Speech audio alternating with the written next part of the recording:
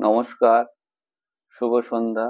আজকে আমরা আলোচনা করব একটি খুবই গুরুত্বপূর্ণ বিষয় নিয়ে, যেটি হচ্ছে সময়, টাইম।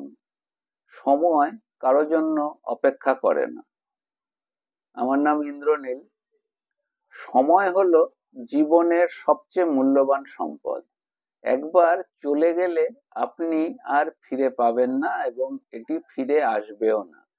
তাই সময়ের যথাযথ ব্যবহার আপনাকে নিশ্চিত করতে কি কি পদক্ষেপ নেওয়া উচিত সেই নিয়ে একটু আলোচনা করা যাক।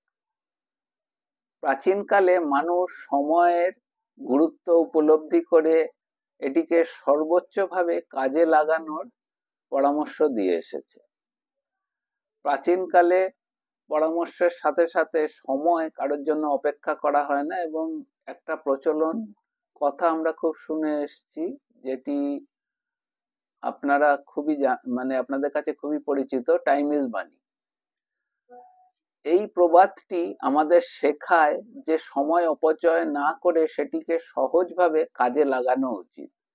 আজকে এই বিষয়টি নিয়ে আমরা কয়েকটি গুরুত্বপূর্ণ দিক আলোচনা করব এবং তুলে ধরার চেষ্টা করব। প্রথম হচ্ছে, সময় একবার চলে গেলে ফিরে পাওয়া যায় না এবং ফিরে আনাও যায় না, ফেরানো সেটিকে সম্ভব নয়। সময় হলো এমন একটি সম্পদ যা একবার হারিয়ে গেলে আর ফিরে আসে না। আমরা টাকা পয়সা হারালে বা পুনরায় উপার্জন করতে পারি, কিন্তু একবার যদি সময় চলে যায় সেটিকে ফিরে পাওয়া সম্ভব নয়। তাই সময়ের প্রতি মুহূর্তকে মূল্যবান মনে করে সেটিকে যথাযথভাবে কাজে লাগানো উচিত। দুই হচ্ছে, সঠিক সময়ে কাজ সম্পন্ন করা একটি সাফল্যের চাবিকাঠি।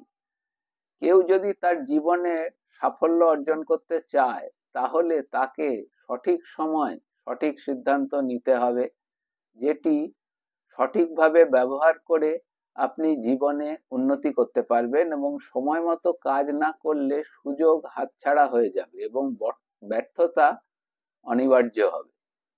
তিন, সময় নিয়ন্ত্রণ করা যায় না, কিন্তু ব্যবহারের ওপর নিয়ন্ত্রণ সম্ভব। যেমন হাতে সময় নিয়ন্ত্রণের ক্ষমতা নেই মানুষের হাতে, কিন্তু এটি আবার কারোর জন্য অপেক্ষাও করে না। তবে আমরা কিভাবে সময় ব্যবহার করি সেটির নিয়ন্ত্রণ আমাদের হাতেই। যারা সময়কে পরিকল্পিতভাবে ব্যবহার করতে জানে তারাই সাফল্য লাভ করে। চার, বিলম্ব ভবিষ্যতে বড় ক্ষতির কারণ হতে পারে। অনেক সময় মানুষ ভাবে পরে করব বা কাল শুরু করব, কিন্তু এই বিলম্ব অভ্যাস জীবনে বড় ক্ষতির কারণ হতে পারে। প্রতিটি মুহূর্ত গুরুত্বপূর্ণ, তাই কোনো কাজ পরে করার বা পরে করব বলে ফেলে রাখা উচিত নয়। সময়ের অপচয় মানে জীবনের অপচয়। আমরা যদি আমাদের দৈনন্দিন জীবন বিশ্লেষণ করি, তাহলে বুঝতে পারবো যে যারা সময়ের মূল্য বোঝে না তারা জীবনে পিছিয়ে পড়ে। সময়ের অপচয় করা মানে জীবনকে অপচয় করা। সময় ব্যবস্থাপনার অভাবে অনেক প্রতিভাবান ব্যক্তি জীবনে সাফল্য অর্জন করতে পারেন না এবং ব্যর্থ হন। সময়ের জন্য সকলের জন্য সময় সমান, কিন্তু ব্যবহারের পার্থক্য সাফল্য নির্ধারণ করে। ধনী গরিব সফল ব্যর্থ সবার জন্যই দিনে 24 ঘন্টা সময় ধার্য আছে, কিন্তু যারা সময়ের সদ্ব্যবহার করে তারা সফল হন। অন্যদিকে যারা অলসতা বা অপ্রয়োজনীয় কাজে সময় ব্যয় করে তারা জীবনে পিছিয়ে পড়ে। জীবন ছোট, তাই সময় মূল্যবান করা খুবই গুরুত্বপূর্ণ এবং জরুরি। মানুষের জীবন খুবই সংক্ষিপ্ত। যারা সময়ের গুরুত্ব বোঝে এবং সেটিকে যথাযথভাবে কাজে লাগায় তারা সফল হন এবং সুখী জীবন যাপন করতে পারেন এবং জীবন উপভোগ করেন। যারা সময় নষ্ট করে তারা শেষ পর্যন্ত অনুশোচনায় ভোগে। সময়ের সঠিক ব্যবস্থাপনা চাপ কমায় এবং উৎপাদনশীলতা বাড়ায়। যারা সময় ব্যবস্থাপনা মানে টাইম ম্যানেজমেন্ট সম্পর্কে সচেতন তারা জীবনে চাপমুক্ত থাকে এবং তাদের কাজের দক্ষতা বৃদ্ধি পায়। পরিস্থিতির সময় ব্যবহার মানুষের লক্ষ্য অর্জনের পথে বাধা কমায় এবং উৎপাদনশীলতা বাড়ায়। 9, সময়ের সদ্ব্যবহার জীবনের গুণগত মান উন্নত করে। যদি কেউ তার সময়কে সঠিকভাবে পরিকল্পনা এবং প্রয়োজনীয় কাজে ব্যয় করে, তাহলে সে তার জীবনে অনেক উন্নতি করতে পারে এবং শিক্ষা গ্রহণ, দক্ষতা বৃদ্ধি, স্বাস্থ্য চর্চা, এই সব, কোনো কিছু নতুন শেখা, কাউকে কিছু শেখানো, এই সব সময়ের সদ্ব্যবহারের মাধ্যমে আপনি আরো উন্নত এবং অন্যকেও আরো উন্নত করতে সক্ষম হবেন এবং সেটি আপনার পক্ষে সম্ভব।